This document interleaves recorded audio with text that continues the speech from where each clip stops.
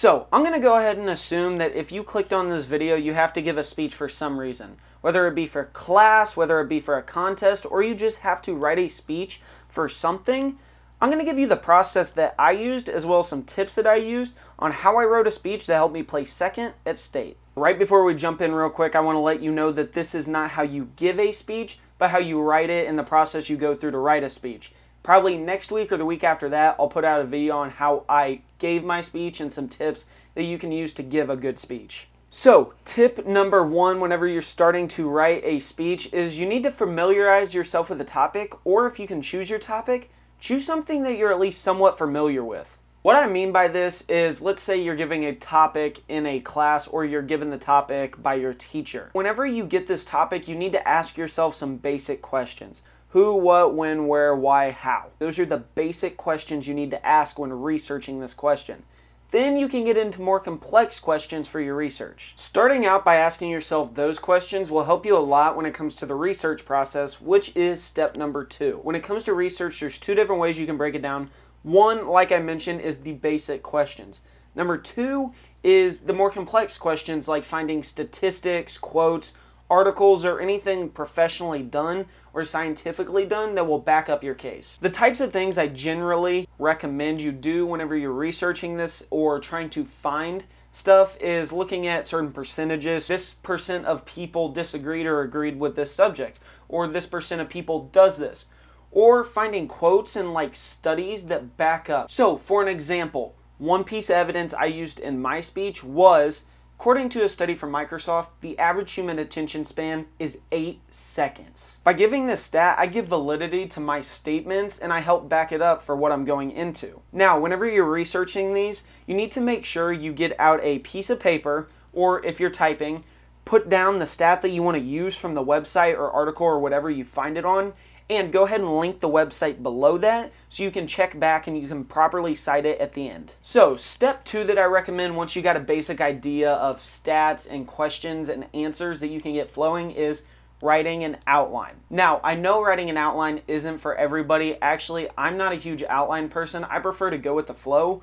But whenever I wrote this speech, I found it easier to have just a basic outline with where I'm going to put certain statistics, where I'm going to put certain pieces of data, and if I think of a really good statement, where I need to put it in my speech. When writing this outline, you need to make sure your speech is structured in, I would recommend, a 5-paragraph format. So you have your intro, then you have 3 pieces of evidence or 3 statements that your thesis supports, then you have your outro or ending to your speech. I'm going to go ahead and shoot you guys into a video of me talking about my outline so you can kind of get an idea on how I did mine. Diving into my fall speech outline, this is basically how I had it set up.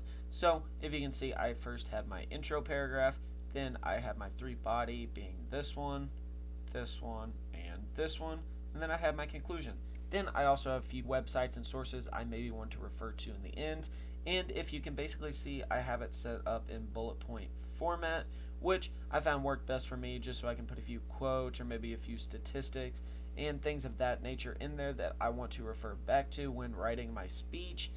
This is how I find it helpful to write an outline and not writing full sentences. Bullet points always been the best for me whenever I have to write outlines, so I hope this gives you some ideas and helps you a little bit. And now back to the video. Okay, next, after you get your outline done, this is where you can really start writing your speech and getting a rough draft ready. I'm going to go ahead and start with the intro. The intro piece is normally what you want to start with first because that has your thesis, that'll have all your statements, that gets people into your speech, that gets people hooked on your speech. So, the beginning of a speech and starting a speech is something that I've always found hard, whether it's starting a paper, speech, or just anything. This is how I chose the intro piece. I took something that I really liked, I really enjoyed, which was sports. I'm from Missouri. I'm a fan of the Kansas City Chiefs, so that combined the two. And I found a way to tie it in by looking past just the sports aspect and looking at the personal lives of the player. So taking things that you can relate to or things that you really enjoy and incorporating them can really help. You can do pretty much anything you can think of. Like mine. I took a play call from Super Bowl 54 whenever the Chiefs took the lead.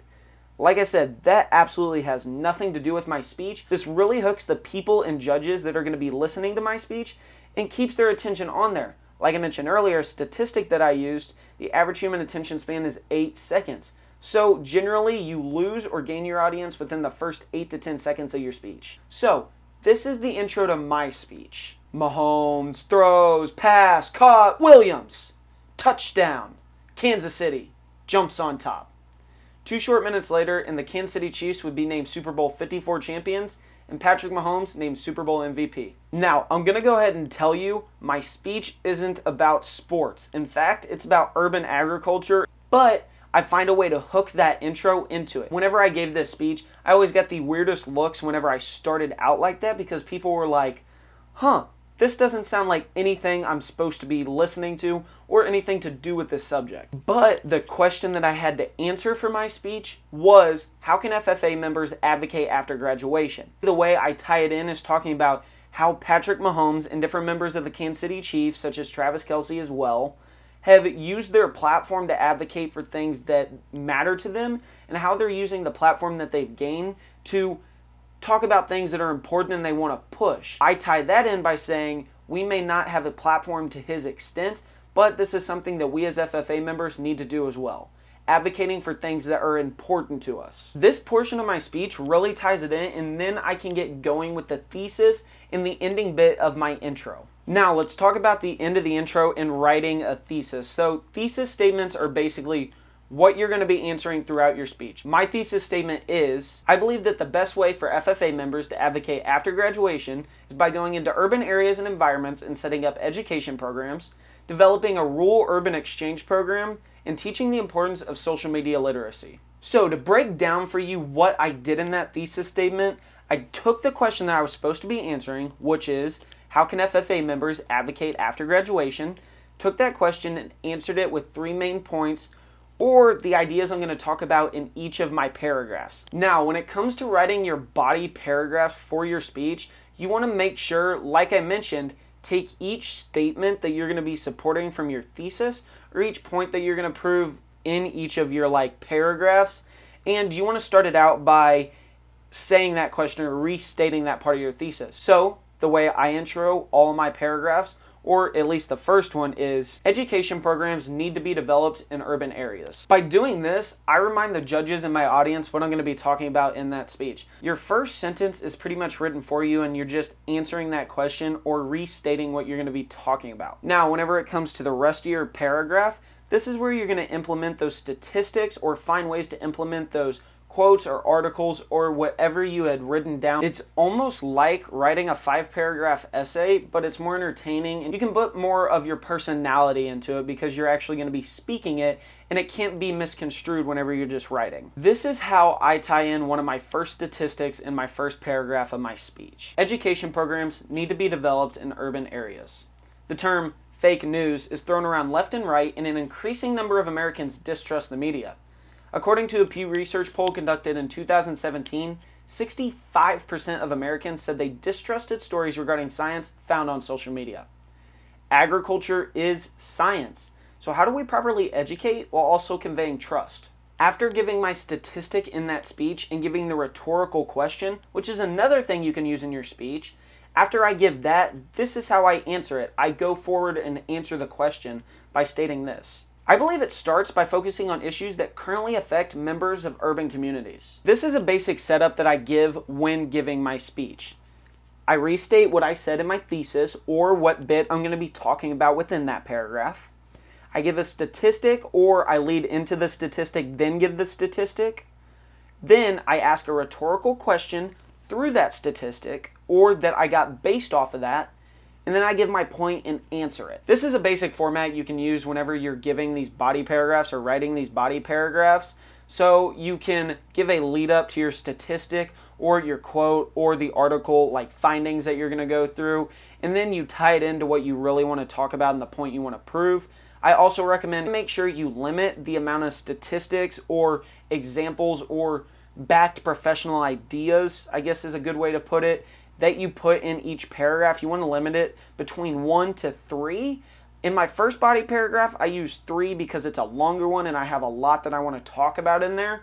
But the next 2, I only use 1 in each, which they're shorter, so I can do that. But if it's a longer paragraph, you need to make sure you put about 2 in there. Because if you don't do that, that can lead the judge or your audience to feel like he's not backing his statements up with any data, and they forget the statistic that you gave at the beginning, so you remind them that there's more data to back it up. Also, when speaking about my other body paragraphs, like I mentioned, I only have 1 in each, but it's because they were shorter.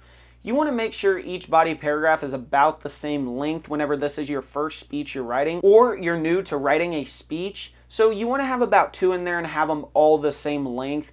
Maybe 1 in one of the paragraphs, but like I mentioned, try to have about 2 in each of your body paragraphs. The last part whenever it comes to writing your body paragraph is you want to make sure you pretty much sum everything up in the last sentence or 2, or put the basic idea that you want people to take away from that paragraph within a sentence so they can remember it. It's pretty much just a 1-sentence summary of what you talked about, like an outro to that paragraph leading into the next one. Now for the last bit you're going to have to write in your speech, which is the outro paragraph. If you've already written the other paragraphs before this, this is super easy, and I'm going to show you a basic way you can start out with this, which is tying everything together and tying it back into your first statement or hook. This is how I did it in my speech. Just like Patrick Mahomes has helped bring Missouri and the Midwest together under the Red Kingdom, I am striving to do this one day, but under a different idea: agriculture. Basically what I did with that opening to my outro paragraph is I took a bit, or I took a piece from that intro or hook statement to my intro paragraph, and I related it back to my outro paragraph. I mentioned Patrick Mahomes in the first little bit of my intro, and I mentioned him in the last little bit of my outro. Then in the middle, you're pretty much going to summarize what point you want to prove with this speech, what you're trying to persuade people to, and you're kind of summarizing the points that you made throughout your speech and in your body paragraphs. Then in the last bit, what you're going to want to do is tie everything back in together again to that main hook that you had, so it brings it, the term is full circle. You're pretty much also going to want to restate your thesis statement, but in a different way, or restate the question you're going to answer. This is how I did it in my speech. We as FFA members, after graduation, need to strive to be more like Patrick Mahomes and advocate for things that are important to us. Then maybe one day in the future, we can bring everybody, rural and urban, together. So what I did there in the outro bit of my paragraph was pretty much, I restated the thesis question that I was answering, which is, how can FFA members advocate after graduation? I didn't restate it, but I said it in a different way with the statement, we as FFA members after graduation need to strive to be more like Patrick Mahomes and advocate for things that are important to us. I talk about FFA members after graduation in the advocating part, and advocating for things that are important to us. That's how I restated my thesis, and you also need to give a statement in the end that brings everything together and leaves it on a good note, especially if your speech is about a uplifting topic or not a dark or sad, depressing topic. Now, if it's about a dark, sad, depressing topic, you can either go 2 ways. If it's talking about a serious problem, you can talk about, hey, we need to fix this in the end. Or if it's talking about the lighter side of it and how we're doing things better, you can leave it with an optimistic outlook. But the way I did it in the end of mine is reminding everybody what I talked about and talking about what issue I'm trying to solve within my speech, which is bringing everybody, rural and urban, together. Now I'm going to go ahead and put a list up on screen of all the tips that I threw throughout this video. You can screenshot it if you need some to refer back to, or save this video so you can refer back to it anytime. I'm also going to try and put timestamps in either the video you can go to or in the description so you can go to different points and see what I talked about at those different points. Also, if you have any questions or you weren't sure on some parts, be sure to comment it and I'll get back to you so I can answer those questions and go further in depth. Or if I can't say it in an actual statement or an actual comment, I can make a video on it. If you guys want me to make a video on over anything that I didn't simplify in this, also be sure to leave that in the comments. Which means that pretty much wraps it up for this video. If you guys did like this video, be sure to leave a like. If you didn't like it for some reason, hit the dislike. Let me know why you didn't like it or why you liked it in the comments down below. Also, give me any future video ideas you want me to cover in the comments. And be sure to subscribe if you want more tips or you want the video in the next few weeks about how to give a speech so you can get that portion of it as well. Also, all my socials should be linked on screen right here if you want to follow those as well. And without further ado, I'll see you next week in the next video.